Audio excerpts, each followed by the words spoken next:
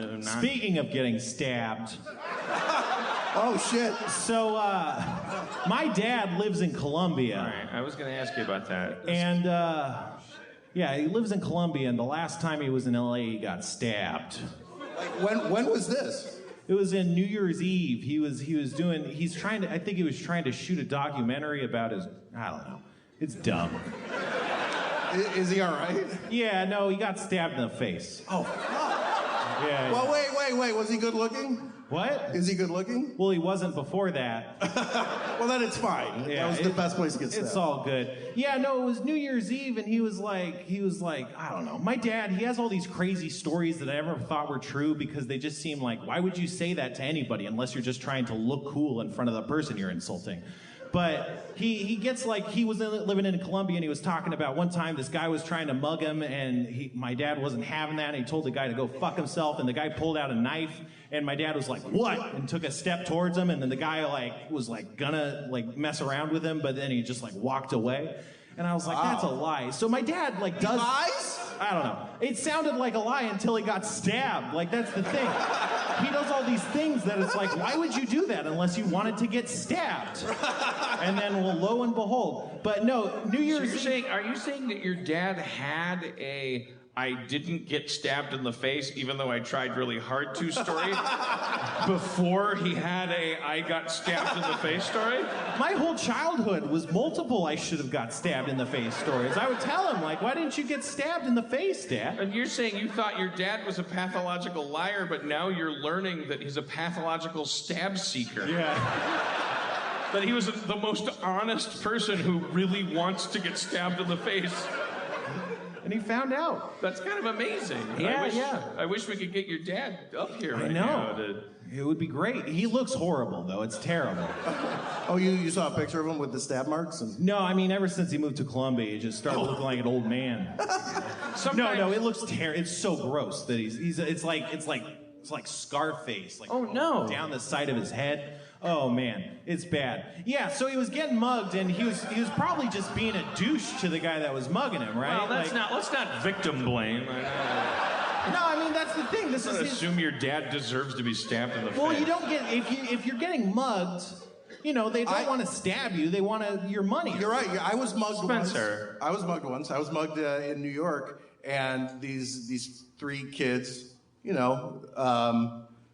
of average blackness walked up to me and with a knife and I was on acid at the time, by the way, I forgot. And they said, give us everything in your pockets, and I said sure. And I was very nice to them and gave them my money, and I said, do you want my wallet? And they said no. Go, what's in your other pocket? And I took out a bag of pot, and they took it, and one guy said, man, don't take his pot. Swear to God. You gotta be nice to them. We were very friendly, and we shook hands and left, and they took my money, it was fine. Do they have a gun or a knife? No, it was a knife. There was a knife. I love that the idea that the knife represents I'll do what I say or I'll kill you. But then well, I don't have to explain why that's funny. We all know that's funny. But then there's that humanity underneath it. Don't take his power.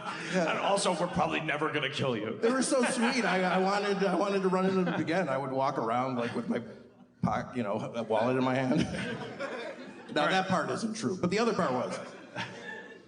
That's what I'm saying, man. You have to try hard. Gotta be nice. Stabbed. Gotta be nice in this world. No, but come on, Spencer, side with your dad over an anonymous stabby man. Well, if there's just feel what that feels like. This kid side is with your rebellious. dad over a fucking fictional character who only loves stabbing.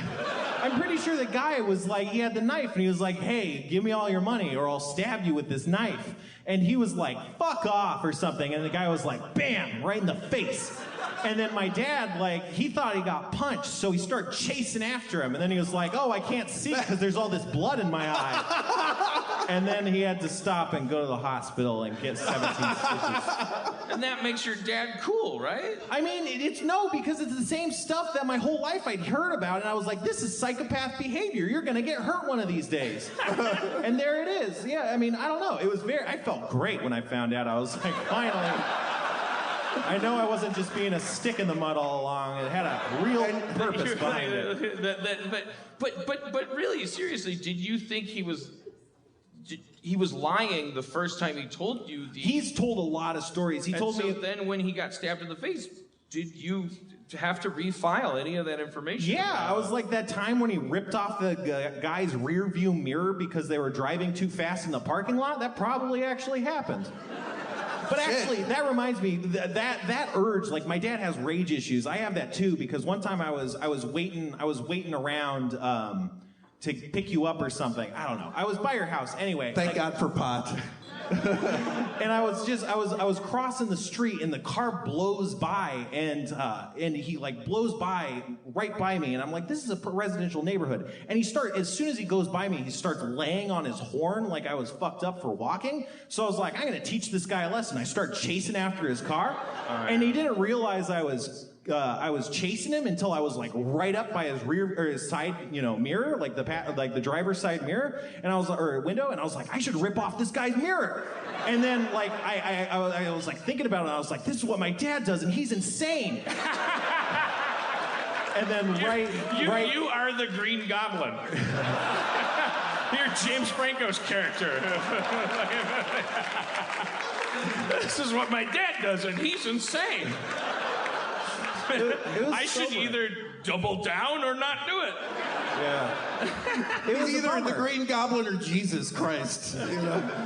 I remember following a person because they flipped me off in traffic. I remember going into this weird meta narrative where I was following them because I wanted them to freak out after a really long time. Yeah.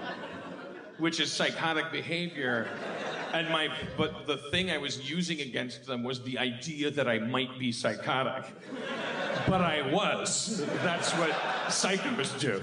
I followed a person for 40 minutes to freak them out. Yeah. I was a psycho. And they, I followed them because it was a guy, I cut him off in traffic. And I did it wrong. I was in the wrong. You don't have to boo when someone says... He said he's wrong. That guy hated that you admitted you were wrong. He hates shame. He's booing my shame. Yeah. It's a pride booster. I'm gonna fucking kill you. What the fuck was I talking about? So the show has a fucking structure to it. And now I know I'm gonna be my bra's gonna shoot sparks 5 seconds too early. I'm gonna be in the middle of my anti-vaccination monologue when the sparks go off, and it's gonna seem like you shouldn't vaccinate your children. And everyone's gonna run out and not vaccinate. Look, I'm fucking it up more by talking about it. What were we? Cut a guy off, and I followed him around, and I just wanted to think I was crazy. And he almost killed himself because he came to like a stop sign, and he pulled around somebody and started going like 90 miles an hour because he thought I was a crazy person. Yeah. And I sped up and kept following him. And I just followed this person. I was like I was a child behind 2 tons of steel, like following this. I was doing a bit about being. I don't know why I'm telling you. I don't know. That happened to me once, kind of, but the other way around, where someone was following me. I was driving around with my friend from high school, and he drives like a maniac, and we cut someone off, and they started following us. And they followed us probably 20 minutes down the highway, and we started getting into familiar territory, so he started pulling tricks because he knew how to like lose people. We ended up going by this college parking lot, and he followed us all the way there, and he did like one of those crazy like action movie things where you drive really fast and then you slam on the brakes and like do a U-turn really quick. And he did that and then blew past them the other way, and then they like turned around and tried to cut us off. And then they were coming like by the exit, and then like 2 dudes jump out of the car, and the car's still going, and they start sprinting full out at our car. And like, we were in a car, so we drove away. But it was a weird climax. It was like, this is the last thing you want to do if you're trying to chase us down. I don't know. That's the weirdest story to not be listening to the top 10% of. because I have no context for what I was thinking about something else, and so I have no idea. He could Yeah, but we got away with the but it was so PCP. funny. Yeah, because I did all the information that I needed was in the first 10 seconds of that. I mean, allegedly. I don't know if that holds up. All right, well, I'm going to do a terrible job doing a terrible show. You've all been wonderful for showing up. Thank you so much. What I'm drinking all day. Drinking all day. But not in an unprofessional way. It's About, this is the only way we could perform. It's about honoring you guys and all the time that you spent driving here and every penny that you spent. I couldn't. Look, we're gonna party with all of you after this. I think you got a bargain. Oh boy.